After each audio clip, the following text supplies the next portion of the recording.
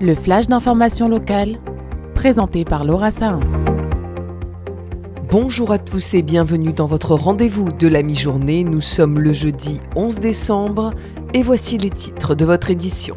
La ville de Marseille a déployé jusqu'au 4 janvier le dispositif Horus pour renforcer la sécurité pendant les fêtes de fin d'année. Céline Lefleufian, directrice de la police municipale, explique au micro de Rachel Castan le rôle des 100 agents de police municipaux mobilisés chaque semaine. Montrer du bleu un peu partout, aller au contact aussi des commerçants, c'est-à-dire recueillir leurs doléances. On leur laisse un petit feuillet avec un numéro sur lequel nous joindre aussi en cas de besoin d'intervention rapide. Mais au-delà du contact aux commerçants, il y a aussi la gestion des flux. Parce que quand vous allez aller sur les grands centres commerciaux tels que la Valentine, Grand Littoral, avec l'afflux de personnes, vous allez avoir un mélange de flux, piétons et véhicules qui vont se croiser.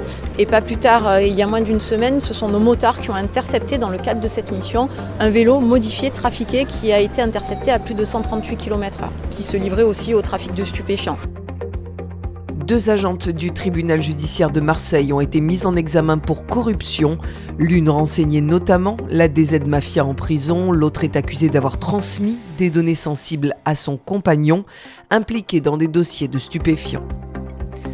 Victime d'une campagne de harcèlement et de diffamation, Julie Zitouni, l'ancienne Miss Provence, destituée à cause d'insultes proférées dans une vidéo le soir de l'élection de Miss France, a décidé de saisir la justice en visant l'influenceur l'ayant pris pour cible.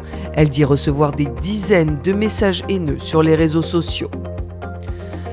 Hier soir, la synagogue Ohel Yaakov accueillait Jean-Charles Zerbib, directeur du Mizrachi France, pour une conférence intitulée « Quand la foi rencontre la politique, le face-à-face entre judaïsme et sionisme ». Je vous propose d'écouter le rabbin de Sainte-Marthe, Chaim Bendao, ainsi que l'intervenant au micro de Magali Barthès. Ça me paraissait important à un moment de définir le sionisme religieux, puisque depuis jeune, pour moi, le sionisme c'est quelque chose de bien, d'important, d'intéressant, et je rencontre aujourd'hui que le mot il est manipulé dans tous les sens, et je voulais qu'on puisse s'asseoir et discuter sur ce mot-là.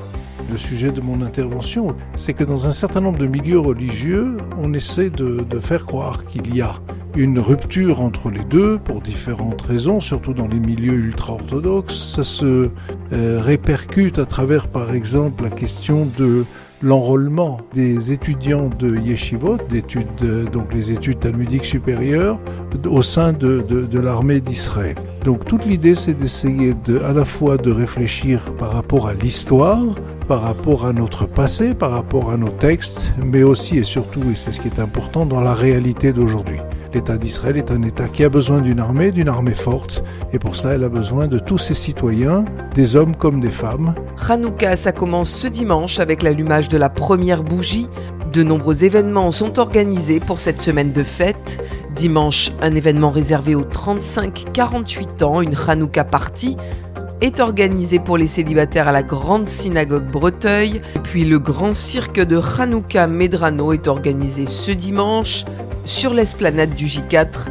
La billetterie est encore ouverte, vous pouvez vous y rendre. Le spectacle démarre à 17h30 et c'est organisé par le Bet Hadad Marseille Centre. Sachez que lundi prochain, nous serons en émission spéciale dans notre grande matinale où nous recevrons notamment le grand rabbin de Marseille.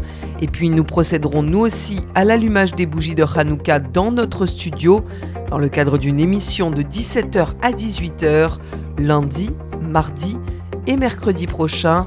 On compte sur vous. La météo aujourd'hui est de 14 degrés ce matin et jusqu'à 15 degrés cet après-midi sur notre belle cité phocéenne. Je vous donne rendez-vous tout à l'heure à 13h avec l'invité de la rédaction. Aujourd'hui, je reçois Georges Bensoussan pour nous parler de sa bande dessinée Origine du conflit israélo-arabe 1870-1950. C'est passionnant et c'est tout à l'heure sur le 90.5. Je vous souhaite à tous de passer une excellente journée et surtout, prenez bien soin de vous. Vous venez d'écouter le flash d'information locale, présenté par Laura Sahin.